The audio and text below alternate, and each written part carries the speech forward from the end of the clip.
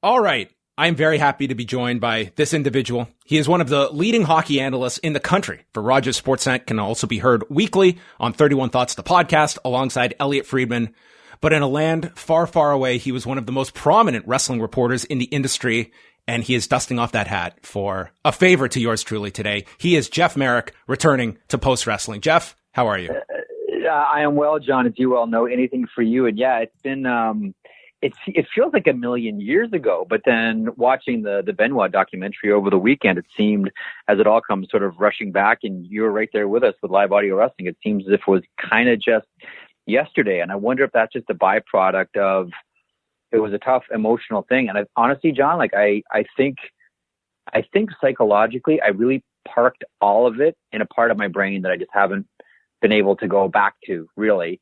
Meaning casual conversation, you do. Certainly when you're talking to people, you do.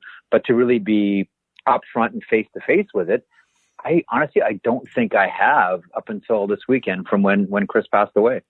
Yeah, it's one of those stories that it's always lingering, like covering this day to day. Like there's always like the Benoit that weekend that exists. But I'm kind of curious how you approach this because, I got the screener and kind of just put it aside. And then one night, just kind of on a whim, I went to start it. I was 5 minutes in, Jeff, and I wasn't ready to just dive into this thing at this point. I had to put it off for several more nights before I could sit down and really kind of relive what was a tumultuous summer, realistically, that 2007 was. I can only imagine for you, with your relationship to Chris, what kind of an undertaking this was to kind of go back and relive so much of this. Yeah, like you, I had to watch it alone. I had to watch it all by myself. My kids had gone to bed. My wife had gone to sleep as well. And this was this past Saturday night. And I'm like, okay, I want to watch this thing. And honestly, I had to stop it a number of different times just because there's certain parts of your, going to sound like I'm this old guy here. And I guess I am. There's, certain parts that you want to stop and you want to think about and you want to see where your memory takes you. Like this entire, the two documentaries, sort of unlocked a lot of memories that I had totally forgotten about and conversations I had totally forgotten about and anecdotes and stories, in conversation with Chris that I had completely forgotten about. So I made a really deliberate effort that when a memory was triggered that I was going to stop and just think. Just up there, in my room, watching this thing with a cup of tea, and just whenever something would get triggered in my mind as a memory, I just paused the documentary and let it sort of take over and try to open up my mind as much as I could to see what types of memories could come back. Because, honestly, John, as I mentioned off the top, I really think that I shoved a lot of this stuff down. I really crammed a lot of this in my brain and locked it up with a key and tried to hide it. And then I found that key on the weekend and it opened up once again. But yeah, no, this was one that I had to watch, all by myself, all alone. Just because I wanted to make sure that, I could pause it a lot because I knew there'd be a lot of memories coming out and I didn't want to just watch it once and then park it and not give my brain enough opportunity to sort of play with itself and see where all the memories took me.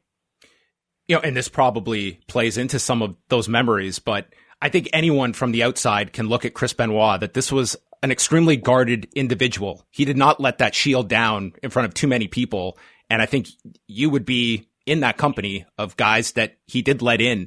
Can you tell us a bit about the relationship with Chris, covering him while he was performing, and how that kind of grew into a friendship between the two of you and also working together through his website?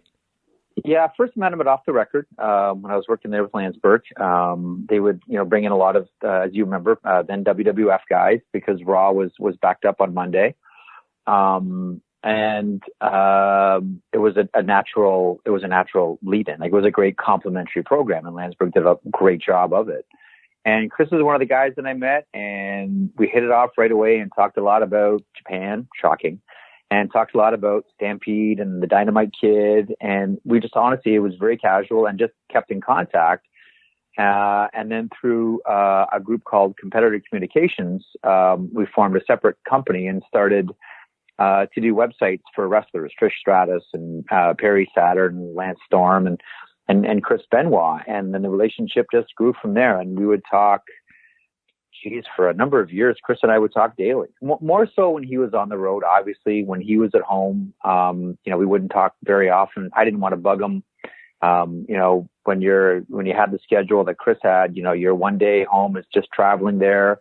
You get a day, and then the following day is preparing to get back out on the road. I tried to leave him alone as much as possible.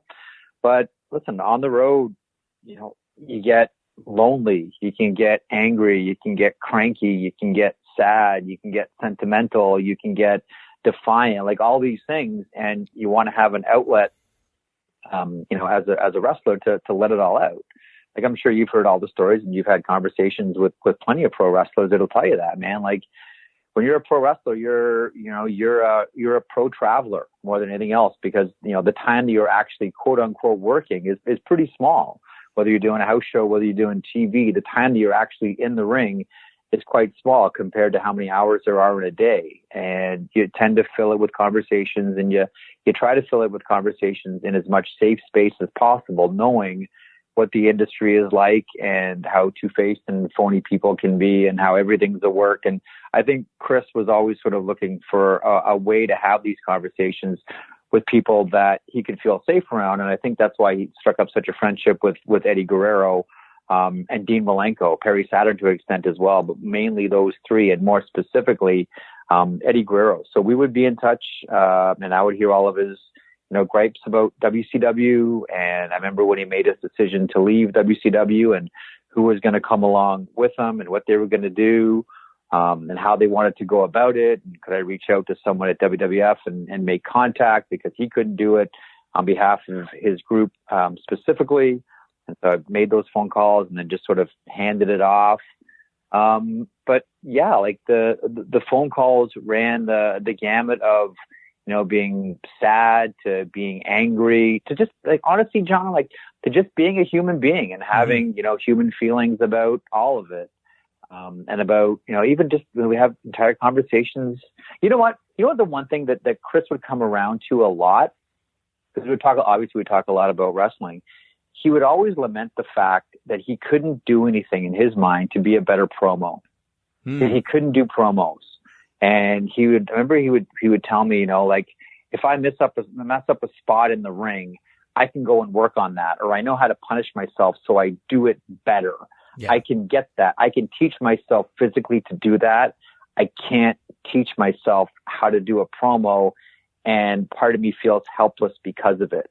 And I remember one of his gripes for the longest time at WCW was, they're sticking me out there with a microphone and I can't do a promo.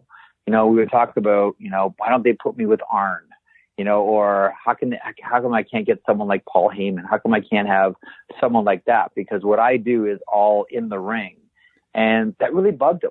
Like, that really bothered him that he's so much of a perfectionist, and you saw it in his work. It really bothered him that, and this is something that you can't really learn. I really believe this. You can't learn it. You either have it or you don't. And he really lamented the fact that he didn't have the ability to talk people into the building. That was in his mind, a significant, you look at Chris and he's like the best wrestler in the world. And all he could focus on was, the fact that he didn't have the necessary microphone skills, which were commensurate with the spot that he occupied in the world of professional wrestling. He was frustrated that he wanted to do better, but he didn't know how and couldn't come up with any way that he'd get better on the mic. And that was so interesting, because that was this glaring hole with his presentation. And yet when he would sit down with you and do interviews, he was always a very compelling, very much tell it like it is kind of interview. And on the website, like, this predated podcast, that you were doing these updates with Benoit, audio updates, almost on a weekly basis. I wonder if that even played into his idea of just being more comfortable in a public setting, speaking as well. Maybe. I used to always, because he would always ask me, what should I do? What should I say? How can I go about this? And I would say, like, honestly, like, the best answer is always be yourself. And, generally, you present the most compelling version of yourself when you're quiet. And I've always felt that a quiet heel is is a lot cooler than an over the top one. And he would always tell me that, they wanted yelling and screaming and all that. And he goes, that's not me. I'm not comfortable being that guy. And I remember talking to him about, when you're putting together your promos or you're working with a writer, make sure it's you, because we can all tell when it's not. Like, you're generally, out there as a performer, you're a quiet, intense person. Make sure your promos reflect that. But he was always being, handed scripts and ideas that all called for him to be, over the top and angry. And I think that was part of his frustration with WCW as well.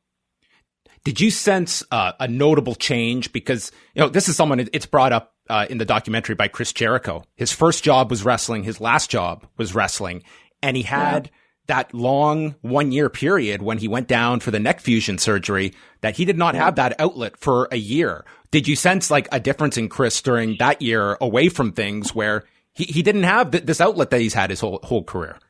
Yeah, he became, and again, that was an interesting year too, because we didn't talk a ton that year, mainly because, well, a couple of reasons. One, my career and where he was, and I can recall specifically, he didn't really want to talk about things that much. Like whenever there was one incident where he had like a pinched nerve or something like that, it's muscle atrophied on his right arm, and he was really, really sensitive about it. That his appearance wasn't what he wanted it to be. And his response was shut down and don't talk about it. And he would internalize everything. Like the things that he had a hard time coming to grips with.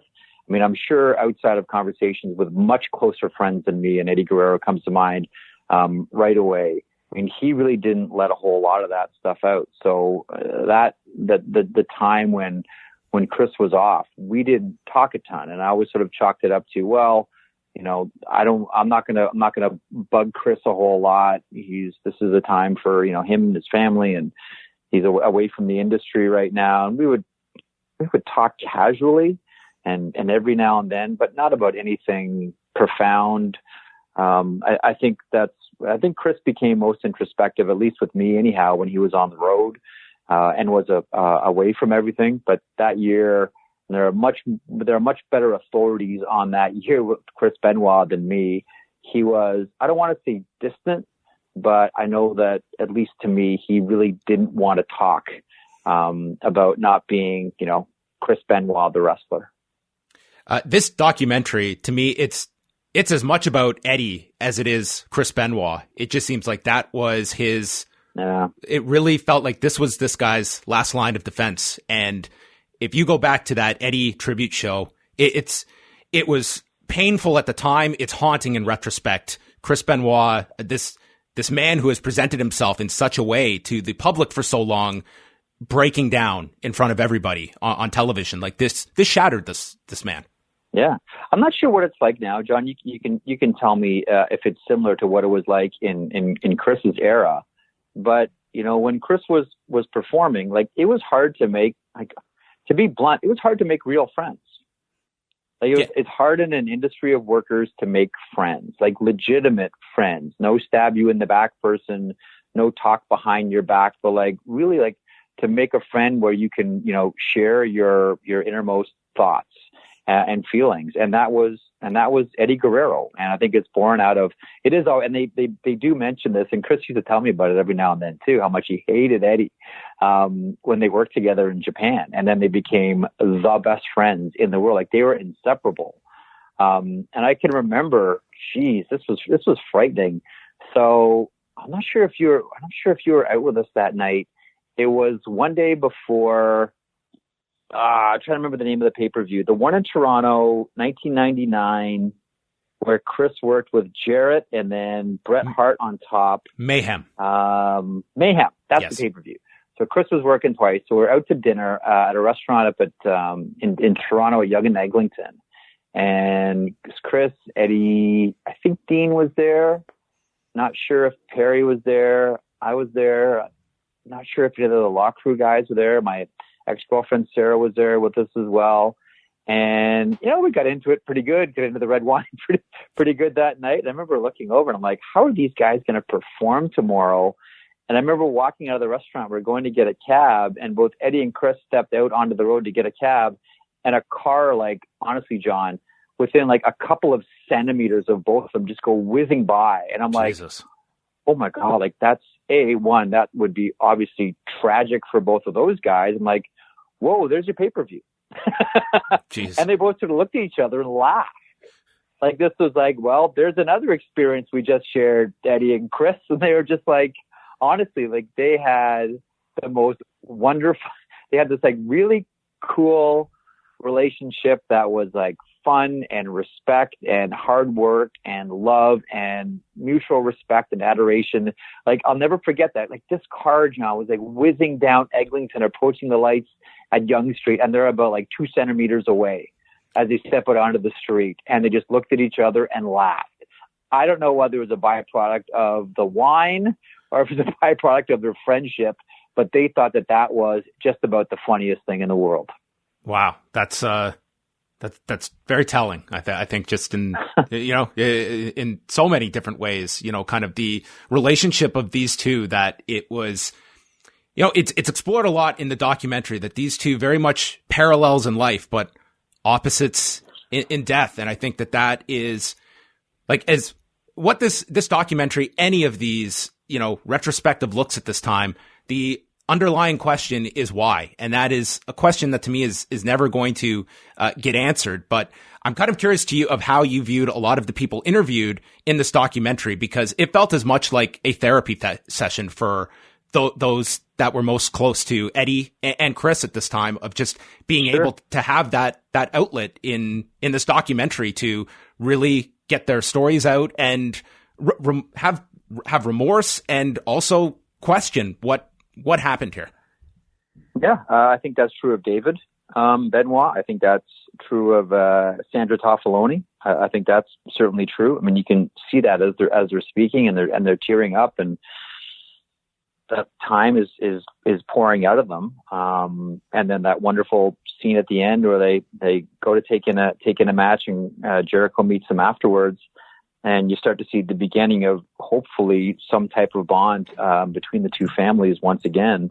But yeah, I don't think that it is possible to sit down and talk about something like this being as close as you were and are to it without there being an element of therapy to it, or needing to sort of unburden yourself of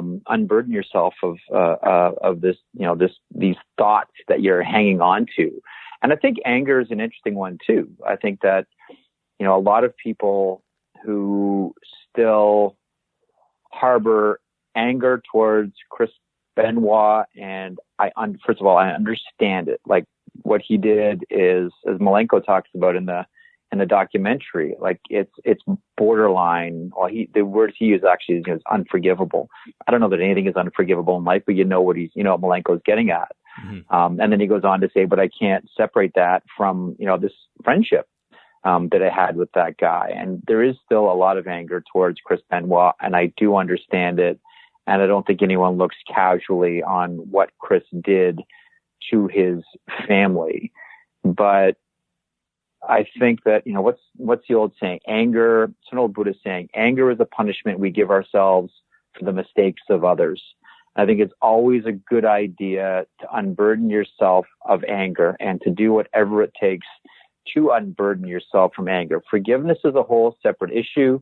And Sandra does mention that towards the end of the documentary. But I think it's important not to carry around anger. Anger is swallowing poison and expecting the other person to get sick. That's kind of what anger is. And I think anything that anyone in this documentary can do to unburden themselves of an anger that they have at Chris, I think is ultimately a good thing. I thought Sandra's comments at the end were maybe for me, like kind of the most powerful line in this whole documentary, the notion of being able to forgive Chris at some point and stating that at some point she believes she will be able to. I think that she, to me, comes across, she is somebody that knows this case inside and out. Chris Jericho has studied this extremely, he's had all the principles on his podcast. And I think ultimately it's been a therapy for him to go through a friend of his and trying to understand something that you're not going to be able to come to any kind of rational conclusion, because this is not something that is logical that happened. And there's a frustration there, and that probably comes with anger as well. But now 13 years removed, it seems that these people, they are struggling with someone that was a friend, and then this weekend occurred, and they're kind of left with the remnants of this. And that, to me, with David Benoit, I don't know how you don't come away with this with just such a profound sense of sympathy for this individual who was saddled with so much of this at a young age. Yeah, absolutely. And I think one of the underlying stories in these entire two pieces is that as much as this is the story of Chris Benoit, and as you mentioned, this is almost equal parts the story of Eddy Guerrero, as the two were inseparable. And let's not lose sight of another thing. This is also a story about Nancy, and this is also a story about Daniel as well. As much as it is stories about those four individuals, this is also a story about the nature of obsession, and this is the story of balance. And, I remember, Barack Obama would always talk about you're never great until you attach yourself to something that's greater than you. And, we've heard that before from, various philosophers. And if you don't attach yourself to something that's greater greater than you, and maybe that's where religion comes into it, certainly for Eddy Guerrero, certainly lower parts or other parts rather for Chris Benoit, you can lead to this, maniacal, almost, chasing the white whale, Herman Melville, Moby Dick type situation in your life. And I think that's where Chris found himself from the first time he saw the Dynamite Kid in Stampede Wrestling, where that is so spectacular and overwhelming. Like, can you imagine, John, seeing Dynamite Kid for the first time as a 14-year-old and seeing, there was nothing like it. There was nothing like Tom Billington at that, nothing at all like that. And you see that and you say, I want to be that. And that becomes your singular obsession for your entire life. And that was Chris. Chris set the standard for himself early and chased it every single day with everything that he did. I remember even small, tiny little things. And I know it's something that athletes do all the time, and I get it. But I remember going to dinner with Chris once, and I can't remember what we ordered, but he had a starter salad, a Caesar salad. And I remember him sitting there, meticulously pulling out the croutons. And here's a guy who's just torn up like a bad report card. There's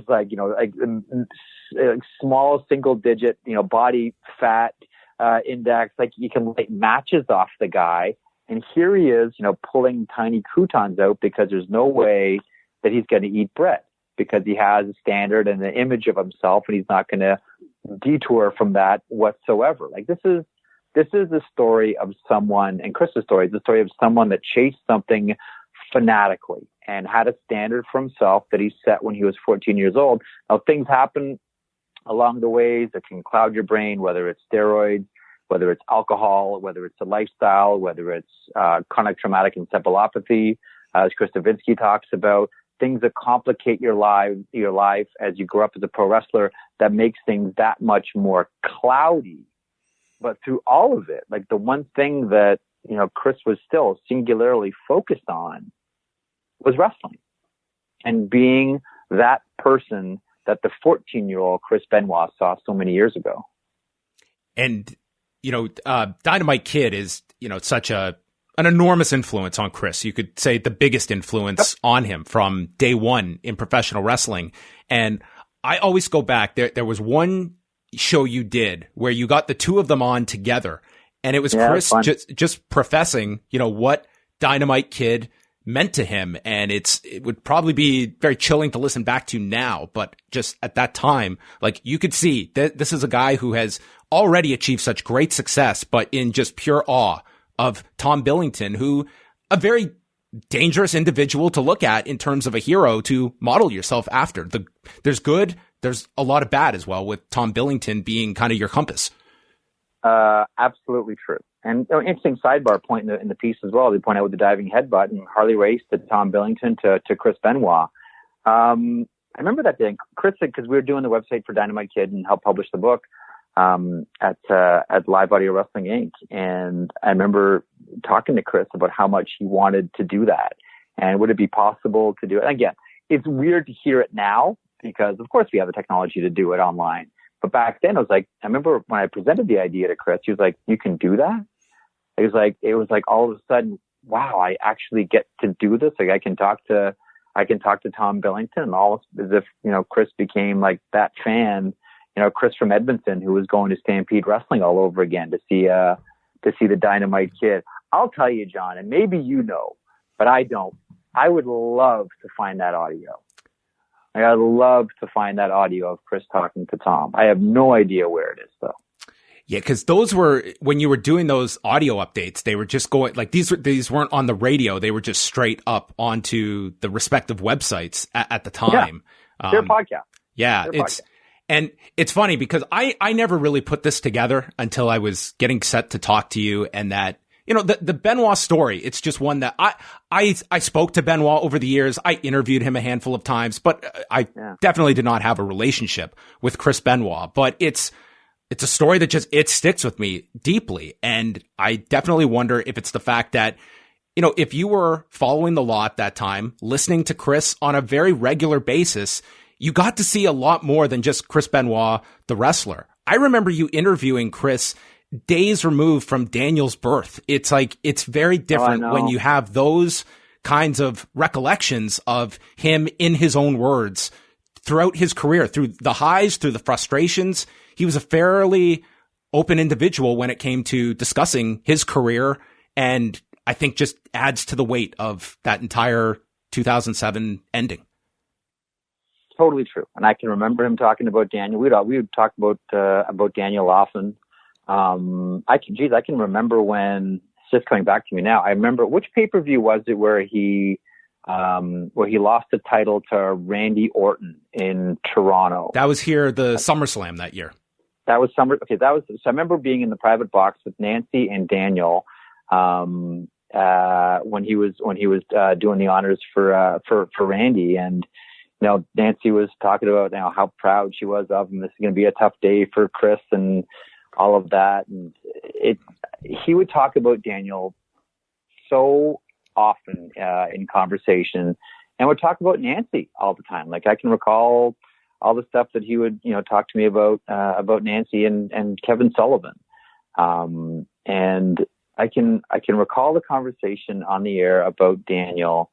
And I can also recall that, I remember when he called me to ask if I called him or he called me the day that Owen passed away at Kemper Arena in 99. But you remember that evening, and doing the law that day, he was one of the first to come on right away, to talk about Owens. But like, this wasn't just, stereotypical, thoughtless wrestler. Like, inside all of that, you're right, like, he really presented a really tough veneer.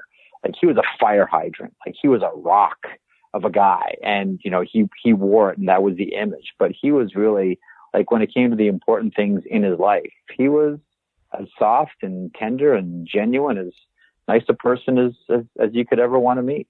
Yeah, it's, it was when you were running the website and you were sending out like weekly newsletters, and I started writing the Chris Benoit one. And I remember you brought me into studio once this was before I was doing anything on the air or anything like that. It was just the web stuff. But you brought me in, and Benoit happened to be the guest in studio, and you introduced us together and just said, "Oh, John does your newsletter."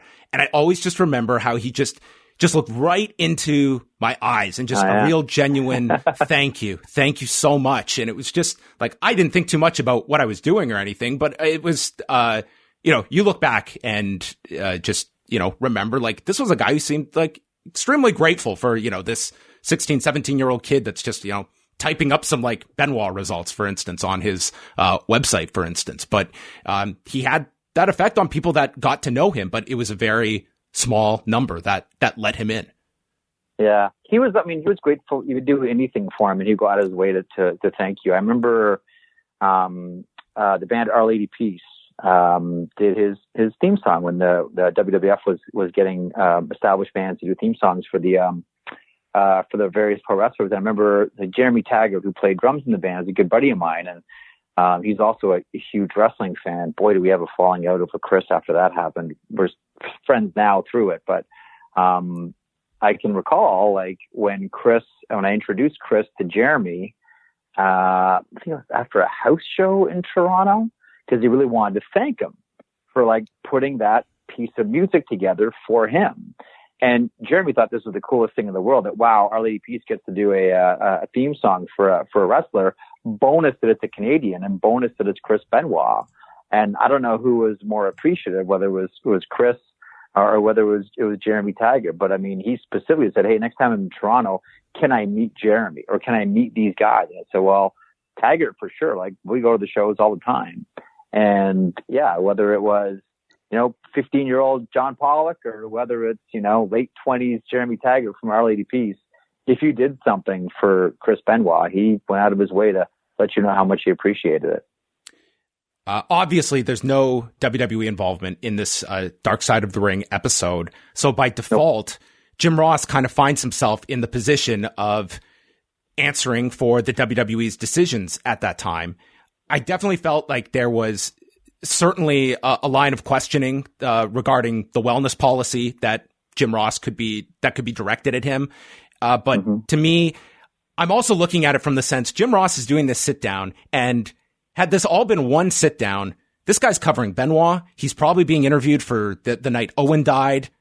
I do sympathize with Jim Ross kind of having to relive some horrific moments, including having to discuss the decision to hold that tribute show for Benoit the night of. And I'm just kind of interested in your thoughts of how Jim Ross comes across in this, and the WWE as a whole, how they are presented in terms of their handling of everything involving this. Well, the wellness policy was criticized soundly, and I do think fairly. Listen, Chris passed a lot of drug tests. Chris passed a lot of drug tests, and a lot of guys at that time passed a lot of drug tests. The only thing that I had a problem with was the idea of knowing what we know now about CTE. And again, this isn't to give someone a free pass, but you do understand a fuller picture of the person. The hard and fast, no way should this guy ever be allowed in the WWE Hall of Fame. I do like Jericho's idea of Nancy going into the Hall of Fame, but I do think that it shouldn't just be a knee jerk that, no, there's no way. There's no way this guy can go into the Hall of Fame. I do understand that, listen, the rest of the world doesn't care what the motivation was or what Chris's brain was like when this happened, or care to peel back the curtains on what was going on in his life and what happened to all this, because what Chris did was atrocious, was horrible and unthinkable. I do understand all that. But I think we're at a place now, understanding what we do about neuroscience, that we can at least have the conversation and start to begin to understand a little better what was Chris Benoit's brain at the time when all of this happened. It's tricky, man. I get it. I want to be as compassionate as the next person, yet at the same time, you still want to be angry because what Chris did was unconscionable. I think the question that we do have is, how much was he mentally aware of what he was doing, i.e., how much responsibility does he bear for all of this? And I think at least right now, we're far enough removed from the initial event, and I think we understand enough about brain science that at least right now we can begin to have the conversation. In terms of, when, first of all, how did you first find out about the news that Monday? Dave Meltzer called me. I just got home from work. I was living in the East End in Toronto at the beaches, and I got a phone call from Dave, and he said, "Have you heard about Chris?" And I said, "No, what happened?" And he said, "Chris, Nancy, and Daniel are dead. It sounds like there might have been a gas leak at the house." This would have been Monday afternoon. I can't remember what time. Might have been about 3:00 Eastern. Right. And for whatever reason, stupid, John? For whatever reason, my first thing was to call Chris, call his cell. I don't know why, but that was my first instinct. And then started making other calls around to find out more about this. But my first And even to this day, I can't. I still haven't erased Chris's number from my phone. Stupid, right? But I haven't been able to hit delete on it.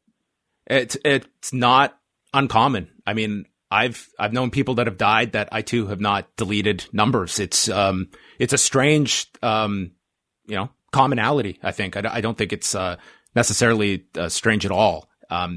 In terms of, you and I actually talked that night because you did come on the next day with myself and Maura Ronaldo to discuss this.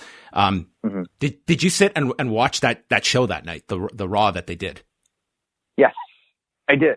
And it was, again, we didn't this is the one thing that I will defend the WWE on is they didn't know. Correct me if I'm wrong. I mean, again, the memory sort of hazy on this a little bit, but as far as timelines go, but at that point, we really didn't know, did we? Well, there was Dave Meltzer has since said that he did get a call about 2 hours before the show, and that he's never revealed who it was, but his conclusion is that people at the top of WWE had to have known at least that it was being investigated as such, because that is what Chris's parents had been told they were investigating. I don't paint it as black and white that this was just some callous move. That was it simply who knew? Was it in strict denial that there was no way that could have been true, that they just pressed forward? I'm not quick to condemn a decision either way on it, but yeah, it's certainly been debated, like who exactly knew at the time, and the fact that the USA Network as well did air the replay of Raw, which was numerous hours later. How much you put at like what the responsibility level was, it's a horrific tragedy, and I think it comes down to similar to the WWF continues with the Owen show. I mean, that's a decision in hindsight that looks awful. In that moment, some benefit of the doubt, I guess, should be reserved. There's a couple of things. One, I always think in situations like that, it's best to cancel what you're planning on doing. Mm-hmm. And I think you put out some type of statement. But I mean, either way, if the WWE just would have put out something at the beginning of the show about Chris Benoit and then gone on and just done a regular show, they would have been slammed, and perhaps rightfully so. And they're, been soundly trashed about, the decision that they made, to do the Chris Benoit, tribute show. I mean, the Owen thing at Kemper, one, yeah, if you're the WB, I think you shut it down. But two, I'll always look back at Kansas City and say, where were the police? That was a potential crime scene that should have been stopped right there. And the yellow tape should have gone around and everybody should have been told to go home because we may need to investigate what might be a homicide. So I'll always look at the Kansas City authorities in Kemper Arena at that point and say, as much as it was distasteful for the WWE to do what they did, I harbor most of my anger at the Kansas City police in that situation. I still have not been able to get an answer as to why they didn't shut that down after someone passed away in front of everybody. Or at least a significant accident had happened in front of everybody, which could have been who knows what. But I still do wonder, what, like I always put myself, okay, if I have two hands on the wheel, if I'm Vince McMahon at that point, what would my decision be on that Monday when they found the news out? Now I have the benefit of hindsight being 2020, and maybe I'm talking, a lot of shit from the back seat. But I would like to think that at that situation, my default is always stop everything. And if you have to put on alternative programming, if you have to put on a repeat, something. But my instinct is always stop. But this sort of winks at your point early, from a couple of seconds ago, which is there is that show must go on mentality. We have to do something. I mean, look at the current climate. Like everyone shut down except for a handful of pro wrestling companies, including WWE at the moment. I mean, that if you want an analogy of Vince McMahon, this is an individual that will wake up in the morning, look outside and see a snowstorm, shut the windows and look up and say, I disagree, and expect to have a debate. Like, this is a guy that the real world is not going to adjust his. And I think that has been a pattern throughout this man's career, is that the real world is not stopping mine. Have I ever told you the story from the conversation that I had with Vince in Stamford? No. So this is after Owen passed away, and I was writing for Off the Record, and we went to Stamford, Connecticut, to do a couple of different interviews. One was a one-on-one Landsberg with Vince. There was another one, I think it was Vince and Linda, and then the kids were in one as well. And I remember a conversation. This is the day after, maybe a couple of days after, Hulk Hogan was on Larry King, and Terry was trashing Vince and the WWF. And I asked him about it. I said, "Did you see Hogan on Larry King?" And he said, "Yeah." And I said, "What'd you think?" And he took off his glasses, and it was like almost he went into promo mode. But this to me sort of hints at what you're talking about too. He said, "Look, I'm a carnivore, and when I sit down to eat, I want the biggest, juiciest piece of meat that I can find. That's what's on my plate. And if it makes my stomach upset in the morning, so be it." Wow. That to me, John Pollock, is Vince McMahon. That's the quote to put at the top of the Vince McMahon story.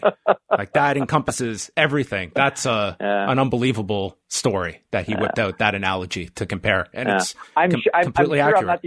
I'm sure I'm not the only one he's used that promo on, but it always stuck with me. Just looking at a little bit of the fallout. So just the timeline in place here. So in 2007, when this occurs, this is when you're full-time doing hockey at this point. Yep. I'm very curious if you had ever given it thought of, had it been several years earlier, you're still covering wrestling. What does that Sunday night show start like with you? Oh, wow. I think it would be a lot like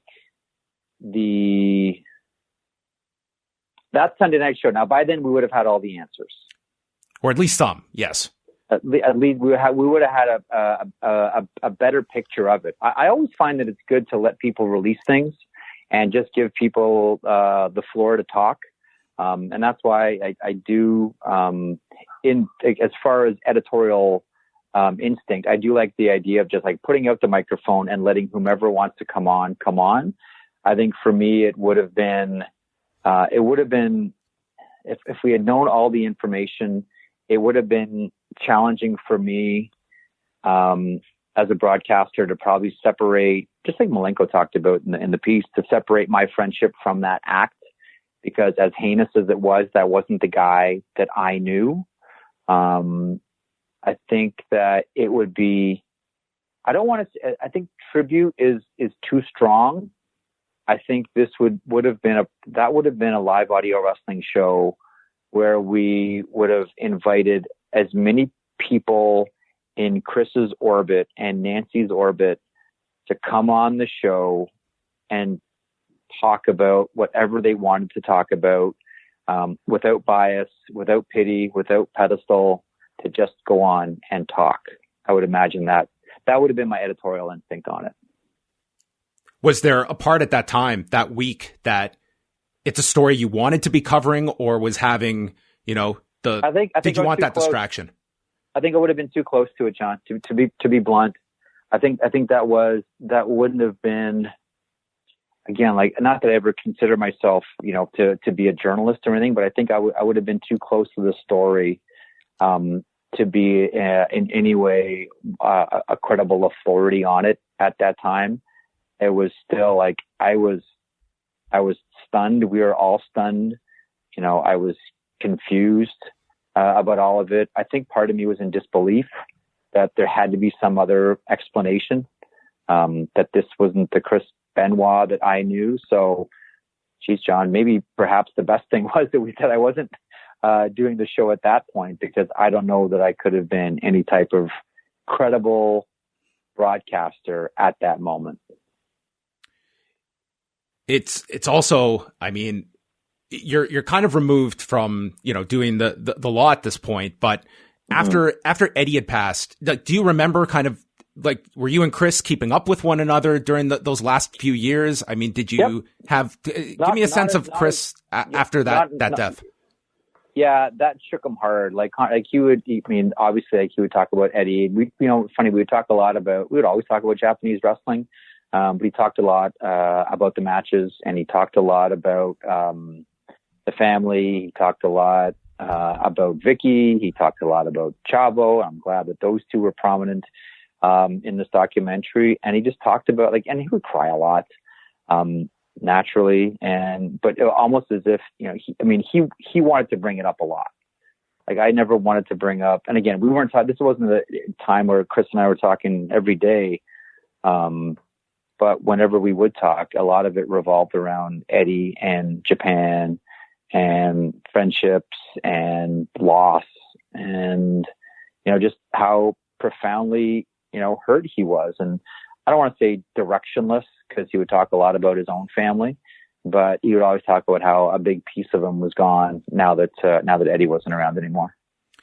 And I mean, some people forget as well that it wasn't just Eddie in this time period, but Victor Marr, Black Cat, who was a big influence on his career, Johnny Grunge, who was, in that circle of his, they died both back to back, just months after Eddie. It was, I think, like a compound sense of loss that this individual was going through. And just the fact that he was so willing to talk about it with you, I think you can certainly look like this was a guy looking for something. He was grasping. Yeah. And I would imagine, I wasn't, Chris's therapist, and I wasn't like the only person that he would have confided in. He would confide in, there were a lot of people that were closer to him, certainly than I was. So I have a hard time believing that, he wouldn't, have talked to Nancy about all of this, that he wouldn't have talked to Vicky about all of this, or anybody else, that was around him, at that time. He felt pretty safe talking to me about, how he felt, about all aspects of his life and pretty much all aspects of the wrestling business at the same time. But yeah, there were other people, I'm sure, that he shared even more deeper feelings than he did with me. Did this kind of distance you from the industry at this point? Like that, like what was your relationship or with pro wrestling by this point? As you're a busy individual, but are you still keeping up with it? And did this, curb that at all? It didn't really curb it. Nothing's, this may not sound really good, but nothing's ever happened in wrestling that's stopped me from watching it. The only thing that's ever stopped me from watching on a consistent basis is my job, where I'm sort of 24/7 covering hockey right now. Otherwise, I would be watching all the shows. And right now, it's funny. My wormholes tend to be going back and watching All Japan Pro from 1993, which is the best era of pro wrestling in Japan, as far as I'm concerned. Or I'll go back and watch old AWA, but I at that point, I wasn't following it on a consistent basis. I would try to watch an hour of Raw, every week, and maybe that would pretty much be about it. Seldom would I ever get a chance to watch pay-per-views. I'd always try to go out of my way to watch Mania. But at this point, I was, I was doing hockey on a full-time basis and was very, very casually watching wrestling, if at all. But it wasn't as if this soured me on the industry. And I know it did sour a lot of people. A lot of things have. I know Owen soured people on the industry. I know Benoit soured people in the industry. I get it. I understand all of that. I know a number of the deaths, and how they were handled, soured people on the industry, but I've never been one of those people. We can conclude on this. I mean, by the end of this, when you finish the documentary, are there questions remaining for you that came out of this? Are there still, does this put any sense of closure on this period? And is that even possible? No, I don't think closure. I don't think it's anything that's ever going to be closed. I mean, I still think we're looking for reasons, and we'll never get them. I think the best thing that we can get out of all this, I know certainly with me, is you have to come to a place where even if you don't understand it, you just have to be settled with that's the reality. And I know I've referenced, Malenko in our talk today, John, a lot, but I really think that what he talked about when he said, the actions are unforgivable, but I can't separate that from the car rides and the matches and the friendships. And I'd just like to leave it at that. I think that's where a lot of people are. And I know that's where I'm at. I can't, I'm married. I have a family. I've got 3 kids. I can't fathom, doing that to your family. I can't. And I also can remember Chris Benoit the way that I remember him. And in no way, shape, or form, I can't join those two things. Like, there's still a disconnect with that Chris Benoit that I knew and those actions by Chris Benoit. There's no understanding bridge between those two things.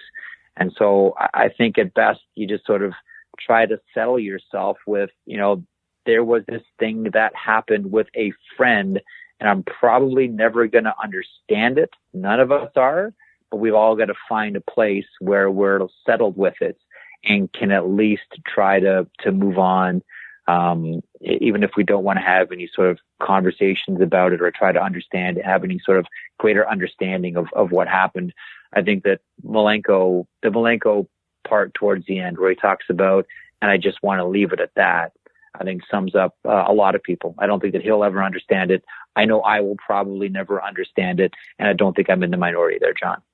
Yeah, I think that summarizes it perfectly. Like, when this happened, I was single in 23. Watching it now, both of us now as fathers, everything changes. It all changes, John. It's completely like, there was a period where I was like everyone, trying to understand how could this happen.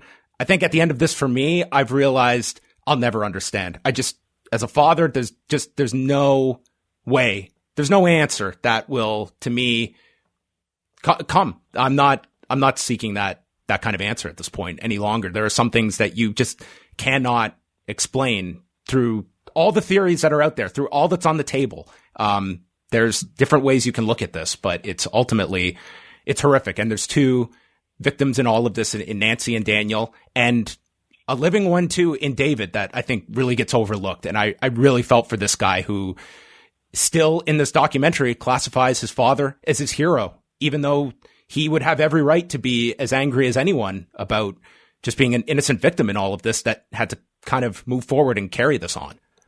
Yeah, that's great. That's a great way to sum up David too. That's a great way to talk about him. I mean, he was, and you can understand, like, his dad is his hero. And then when you're, like, I think it forces us to think about the nature of, heinous acts like this by people that we love, and whether we have not whether we have the capability to do it, but whether we all find a place where we have the capability to at least understand might be too strong, but to get settled with it and just try to move our lives forward. Because, as I mentioned, about a half an hour ago, like, there's no point in hanging on to anger. I understand the Toffoloni family harboring anger. I get that. And it sounds as if Sandra is starting to at least move away from that a little bit.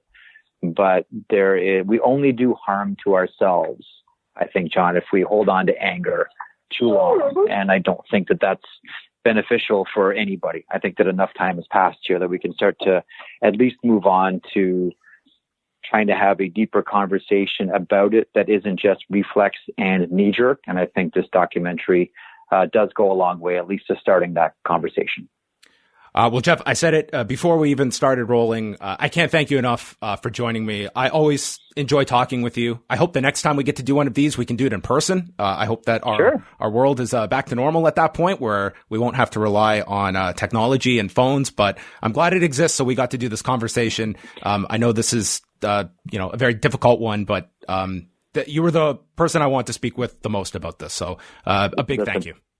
I really appreciate that, and a virtual handshake from my home office up here in Stouffville, Ontario. Thanks, John. It was my pleasure.